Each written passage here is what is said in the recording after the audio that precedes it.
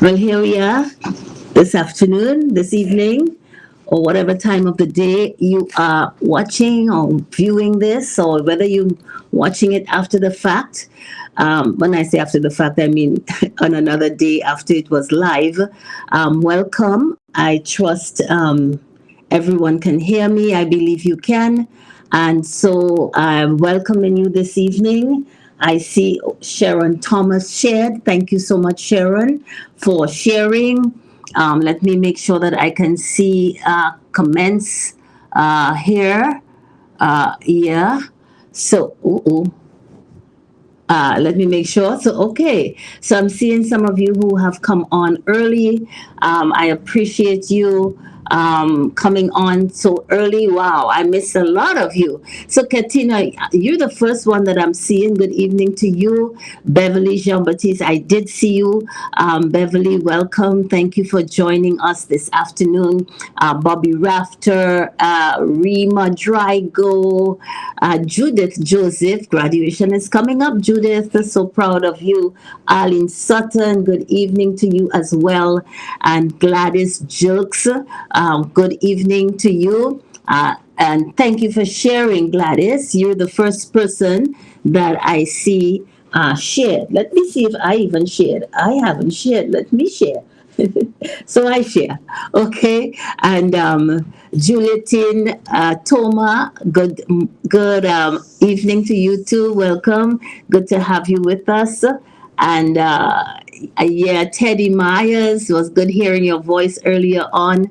And we do want to see how we will be able to correct that problem, Teddy, so that you could get the link in time.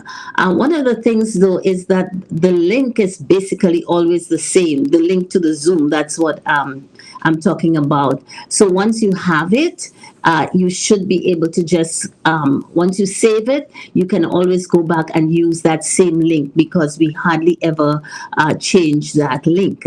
So Sharon, thank you. I did say thanks for sharing.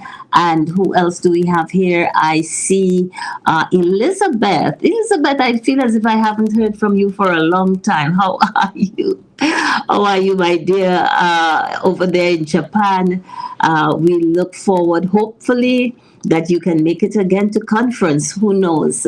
God knows, and you know. Carlene Anthony, my dear friend and sister, thank you for sharing. Brenda Eli, good evening to you as well. And Brenda Cunningham, good evening to you. If you all are wondering why the colored hair, I just came from the gym, people. Pastor Kenneth and Sister Lynette have they encouraged me to join a 6-week challenge that their gym has every now and again. So I did join it. This is the third week. The first 2 weeks didn't go so well. I think I went once in the first week, twice in the second week. We're now in the third week, so I'm trying to be a more consistent. Well, it wasn't that I wasn't being consistent. It was just that, there were so many, I had so many appointments and so on in the evening, and that's the only time I can go because in the morning, the time that they have the classes, it's the same time that we have AEM Voice. Thank you, Brenda. I appreciate that. Phil Garraway, how are you? God bless you. Good having you join us all the way there in Trinidad. Good to have you with us. So, welcome, welcome, welcome. Please greet one another. This is still the day the Lord has made, and we can rejoice. We can be glad in it. How many of you choose? It's not Tuesday yet.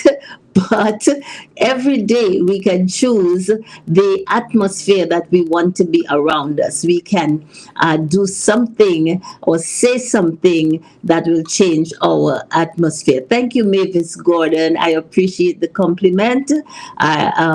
Maybe my husband will agree for me to wear it tomorrow morning. I just decided, well, this is my program, so I can do what I want. But yes, it's good to have all of of you coming in. And I trust that what we're going to begin to share in a little while will be something that will help you, something that will be something that will encourage you in the things of the Lord and in your own growth and spiritual development. So the Let's Talk family, I trust we are increasing. And how do we increase? We increase by sharing, we increase by liking, we increase by inviting somebody else to join us on a Monday evening at 7 o'clock. I was thinking, definitely. I don't know if I should run ahead with the news, but the format of this is going to change sometime in the future, because I believe that I believe that I should concentrate in the area where I am. Thank you. Oh wow. I'm thinking that I should concentrate in the area where I am gifted, where God has given me the grace, and that's in the area of relationships. Um, so Elizabeth is giving a testimony there. She said, I received a healing again through Dad and you during AEM last night. They see it in the night because she's in Japan. She said she had a sudden attack of lower part abdominal severe pain that I got sweat cold and almost fainted. She said, I appreciate about mentioning twice about healing during the covenant confession. So, Elizabeth, thank you for sharing that. And we speak wellness and grace and light over you. So, Valencia Walsh, good to see you. Esther Christian, good to have you. Arlene Sutton, as we said already, you choose to continue living a life that is pleasing to Christ.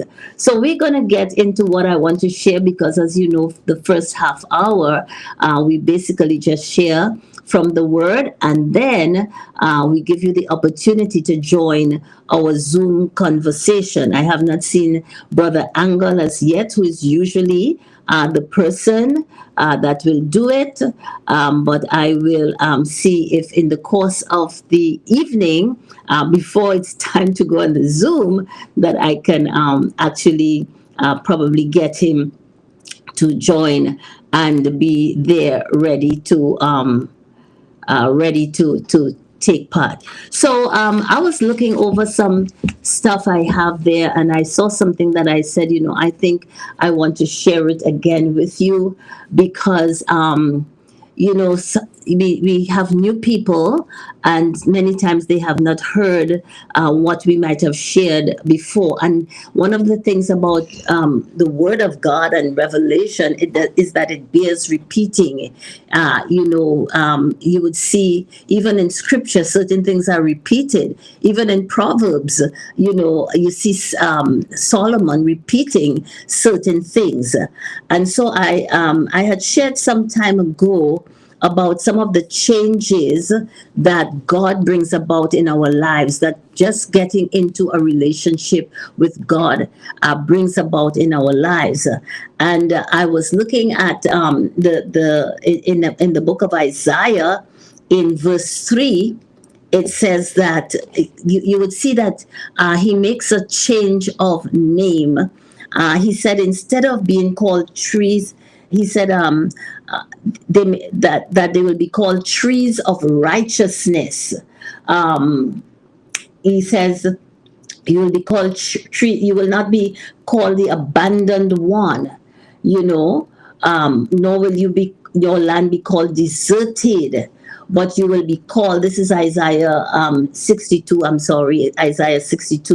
in verse 4. He says, you will never again, and I'm reading in the Passion Translation, he says, you will never again be called the abandoned one, nor will your land be called deserted, but you will be called, my delight is in you, and your name and your land, my beloved wife. for Yahweh finds his delight in you and he married your land. Now, he's talking about Israel. But one of the things that I realize here is that um, he keeps saying, he keeps changing the name that people called the land. He says, you're not going to be called the abandoned one. You know, sometimes I know, sometimes those of us, especially, I'm talking to the woman here, you know, sometimes you can feel abandoned, especially those of you who might have lost a loved a husband, or maybe a relationship did not work out the way you thought it should work out. Maybe in your youth growing up, your dad left and you know you felt abandoned. But God is saying you will never again be called the abandoned one. He says you will not be called deserted. You know, many of you probably feel deserted sometimes. As good a relationship as you may have with somebody, sometimes it just doesn't work out. Sometimes they just decide to go another way and you feel deserted. But here it is, he says, I'm changing your name, I'm changing what you will be called, because people can call you all kinds of stuff. Children, especially in school, sometimes they get bullied by other children calling them names. I remember my daughter, to this day, she does not like to have short hair, because when she was in elementary school and her hair began to fall out, we had to cut her hair really short, and it was in style. But the other kids started to call her some really bad names. They called her manhead and stuff like that. And it was so traumatic for her that to this day, she never lets people, well, hardly ever lets people see her with short hair. And that is the trauma that name calling can have upon a child. And so he says, no, I'm going to call you my delight is in you. I'm going to call you my beloved wife. He says, because I find delight in you. And you may say, well, what is this thing about changing names? You know, if names were not important, why would God have changed Abram's name to Abraham? Why did he change Sarai's name to Sarah? Why did he change Jacob's name to Israel? Why did why did Jesus change Simon's name to Peter? Why did Saul become Paul? Names are important. Somebody says names propel you to your destiny. So some of you need to find out what your name means. I know sometimes our parents just decided to call us by a name, but you have to find out what your name means. And if you don't like what your name means, you need to change it. You need to change it to something that reflects what you believe is your destiny, where God is taking you. So it is very important that the name we have, and that's the first thing that God does for us. He changes our name. Now, I know, and as a matter of fact, it says in Revelation that all those of us who are saved, that God will give us a name that only we will know, and it's going to be written on a stone or something like that. I can't remember the exact context of it, but God has already changed your name. He has changed you from being sinner to saint. That's why you should not go around saying, I'm a sinner saved by grace. No, a sinner saved by grace is a saint. He has, the first thing that how they recognize the believers, they call them Christians or Christ ones, those that were like Christ. So the name that you carry is important. And God has changed our names, people. Even maybe you may not know of it individually. Well, what has he changed my name to? But in in general, he has changed our names because our nature has changed. So it's important to know, first of all, the first thing that God does for us is change our names. So we are, in one of the scriptures, it says, you will be called oaks of righteousness, trees of righteousness, lofty, strong, magnificent, distinguished for uprightness, justice, and right standing with God. So these are the things that God says about us. This is how God sees us. And as women, those of you who are women on the program, because I know we do have some men. I did see Masai. Glad to have you with us. God has actually changed our names, and He has changed our nature. Another thing that He does for us is He changes our assignment. Okay, He changes our assignment. Somebody can post there, God has changed my assignment.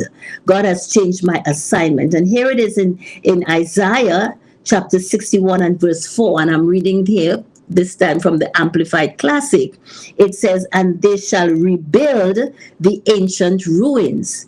They shall raise up the former desolations and renew the ruined cities, the devastations of many generations. In the Easy English Bible, it reads like this: they will build again what enemies broke into pieces a long time ago, and they will make places new again that enemies destroyed a long time ago. They will mend the cities that someone destroyed. Someone destroyed those cities when their grandparents were alive. What are we talking about here? What we're saying is that God has given us an assignment.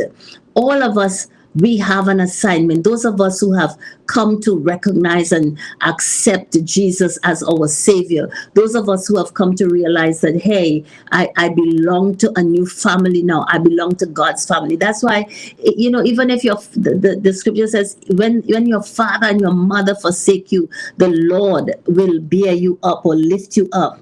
And so we see that there is an assignment for each one of us. It's an assignment to rebuild. It's an assignment to raise up. It's an assignment to renew. Okay? And so we're going to talk about that. I'm going to see how far we can get. If I don't get through with all of it, then next week, Monday, the Lord willing, I will pick up where we left off. So the first thing God calls on us to do is to rebuild. To rebuild. Rebuilding is always more difficult than building. My husband, I've been talking to my husband. I really like, I don't like having to build from scratch.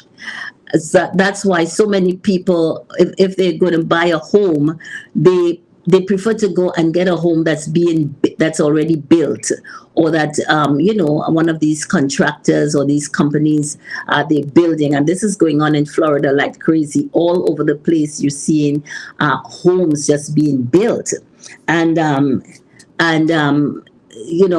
been talking to my husband, and I say, well, why don't we just renovate our house? Why don't we just do it over, make it nicer, make it better, make it more modern, because this house was built in 2005. So it's 20 years old already. But rebuilding is difficult. Rebuilding is harder than building from scratch. Rebuilding and restoring require more patience than just building. Okay, because when something has already been destroyed, to try to rebuild that thing again, you have to have you have to be very intentional, and you have to be very patient. When a relationship has broken up as a result of trust and trust is a major issue with a lot of people especially in their marriages, or maybe it's a friendship that was broken as a result of a trust that was broken. Sometimes churches can fall apart, ministries can fall apart because people have lost trust in the leadership. So when that happens, and somebody has to come and rebuild, it requires more patience. And I'm saying this to those of you who might be working on your marriage, or working on a relationship with a son or a daughter or a parent or some relative or a friend that has become estranged.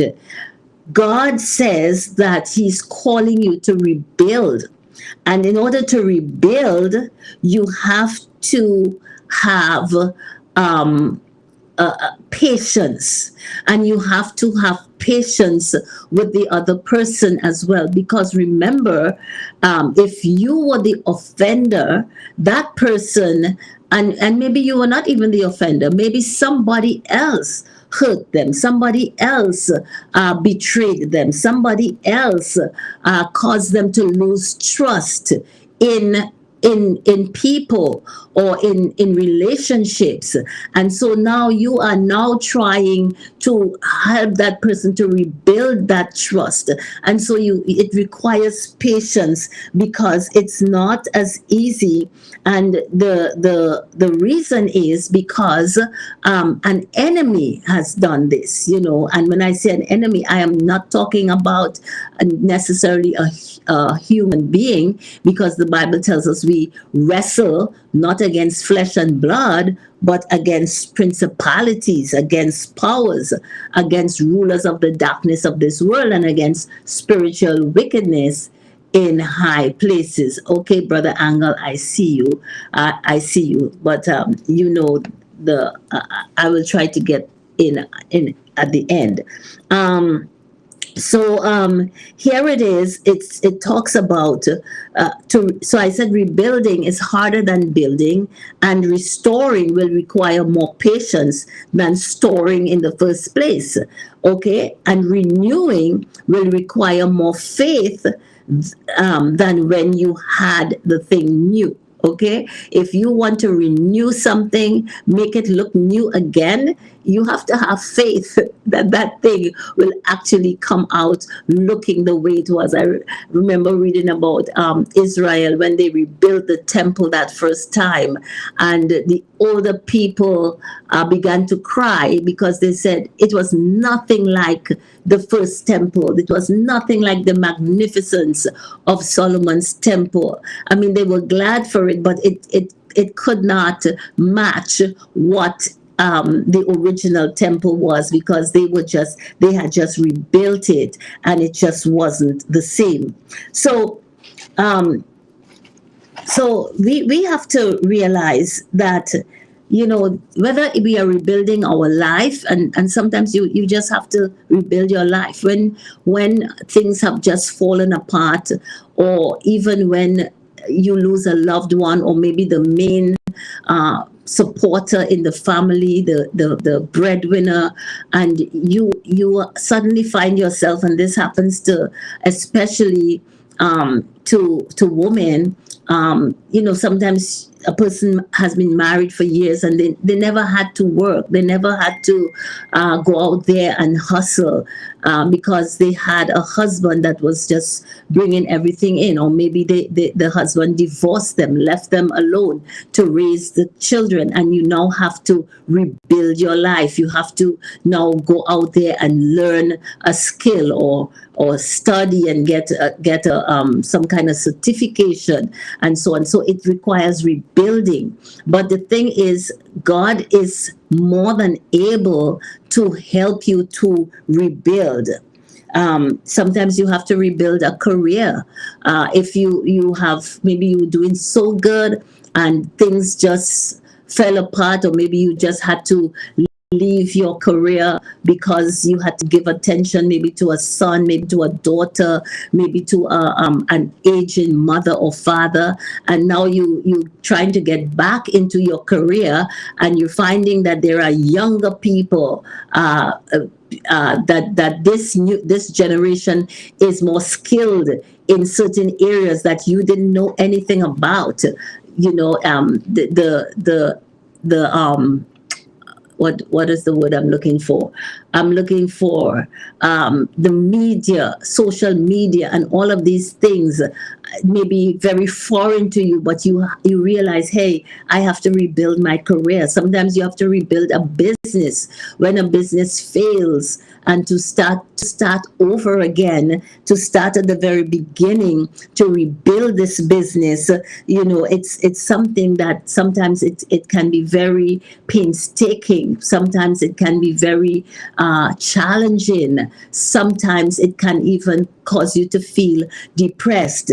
But the thing is, we have to realize that God does not give us an assignment that we are not able to do. He equips us. He gives us the grace. He gives us the strength. He gives us the ability. As I already mentioned, sometimes you are working on rebuilding a marriage, and you said, okay, let's give it another shot. Let's give it another chance. Let's seek to rebuild this relationship that has somehow fallen apart. But in all of it, we have to understand that you do have an enemy, and that enemy, because the scripture we were reading from in Isaiah, it was enemies that had destroyed this land, that had destroyed the buildings, had destroyed everything there. And so you realize that, if you look at people and you think people are your enemies, if you try to fight people instead of realizing, hey, this thing is not coming from God, and it's not this person is just being influenced by principalities or by a power, and it's seeking to have its way in that individual's life, or it's seeking to destroy this relationship, it's seeking to destroy my life, it's seeking to destroy my career, it's seeking to destroy my business. And you take another stand where you stop looking at people and you stop believing that people are the ones that are behind all of this, but you look further, you look past that individual, you look past that organization, you look past that entity, and you realize, hey, I am fighting something bigger than just you, but I have the grace, and not only that, God has already given me the authority. Even Jesus said it in Luke chapter 10. He says, I have given you my authority over all of Satan's power. And he says, as long as you walk in this authority, no demon will be able to stand against you. No demon will be able to hurt you because you walk in this authority. And sometimes I think, especially believers tend to be, we tend to be very short-sighted. We only see what is in front of us, and we do not look in the distance to see what is there. This is what this is what Elisha had to pray for his servant, because his servant was only seeing the enemy surrounding them and was getting all anxious and was getting all agitated. He probably saw himself, I'm going to die, they're going to kill me, and they're going to kill Elisha. And what did Elisha do? Elisha said, Lord, open his eyes. Open his eyes. And when God opened his eyes, he saw round about Elijah chariots of fire. He saw round about them angels, angelic help that God had actually sent to protect them. So listen, look beyond what you're seeing in the natural. Look beyond what you just hearing in the natural, and begin to understand that God has encircled you. God has has built a hedge around you. Even with Job, as bad as it got, the devil could not touch him unless God gave him permission. And so don't believe that, hey, I am just, oh, woe is me, pity me, I'm in a bad situation, nobody loves me, nobody is looking out for me, and then especially when you start to look towards, I don't want to say the wrong sources, because sometimes people feel that such and such a person should be the one that is helping them. Sometimes we want to focus on an organization. Sometimes even I've even heard people, we've been pastoring, we pastored for many years, and there are people that feel that the church is the one that's supposed to meet all of their needs and stuff like that. But God is the one who decides how your needs are going to be met. Look at the example with Elijah. He said, I have commanded a widow woman to bless you. So stop looking at, what am I saying? Stop looking at what is in front of you. Look beyond that, because God's ways are not our ways. God's thoughts are higher than our thoughts. God's methods of dealing with something, they differ. Not because he brought you out this way last month does it mean to say that it's going to be the same way this month when you face a similar situation. And so if you get bogged down into just thinking, well, God is going to do it this way, and you're only looking in this direction, then the help that God is sending you, packaged differently, probably looking different, probably sounding different than what you're accustomed to, can actually pass you by because you are so focused on God has to do it this way again. Are you getting what I'm saying? Are you understanding what I'm saying? Thank you, Brother Angle, for putting that link, and he's going to put it several times. So those of you who was it that was having problems? Yes, go ahead and copy the link. Copy the link. You don't have to go into it right now. Copy the link, and then when you go to Zoom, you can actually put it in there, and it will bring it up. Okay. So what are we saying? We are saying that we have not just a name change, but we have an assignment change.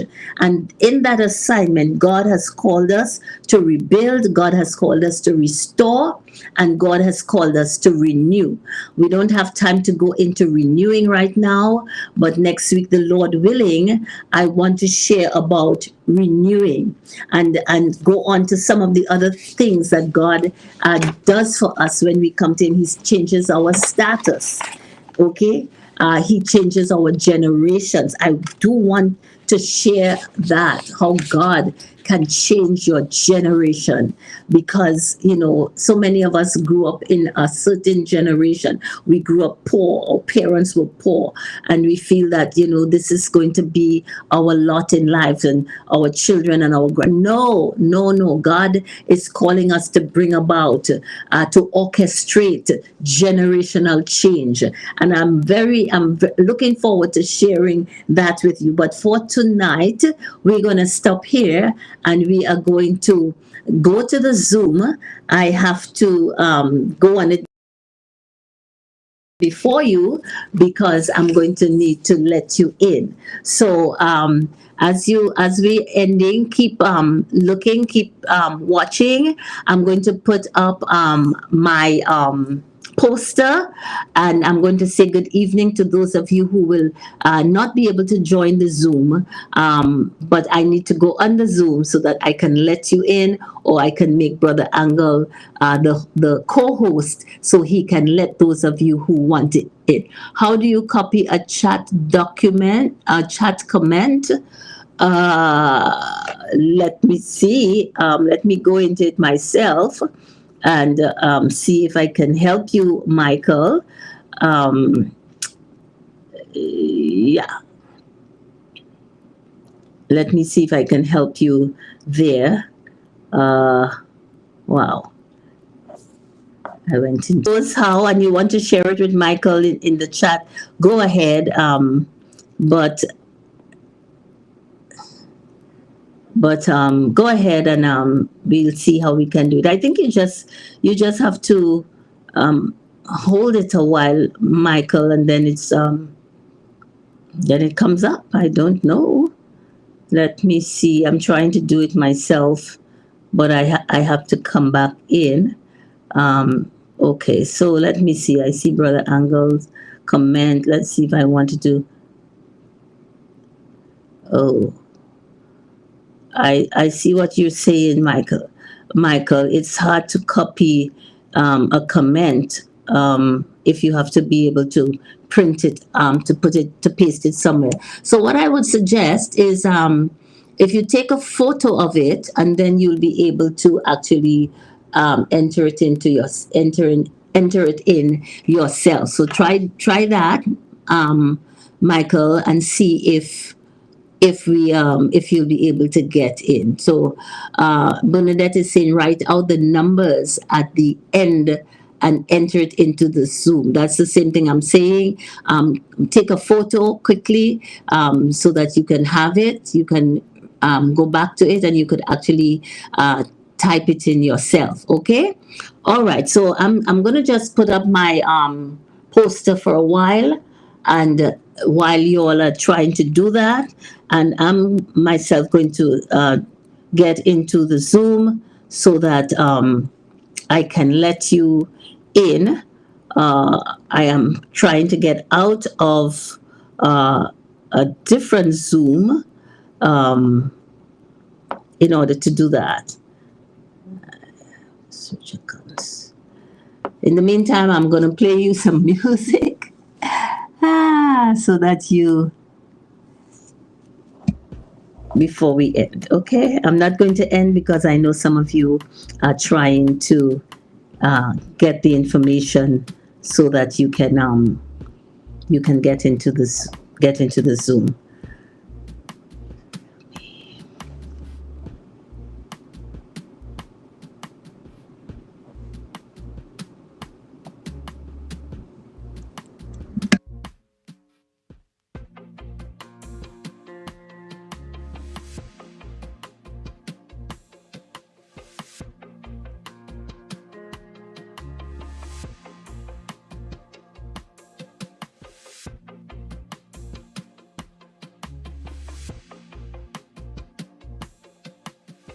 Okay, so I'm there. So those of you who want to join, you can come in now, and I say bye-bye to the rest of you. Thank you so much. God bless you.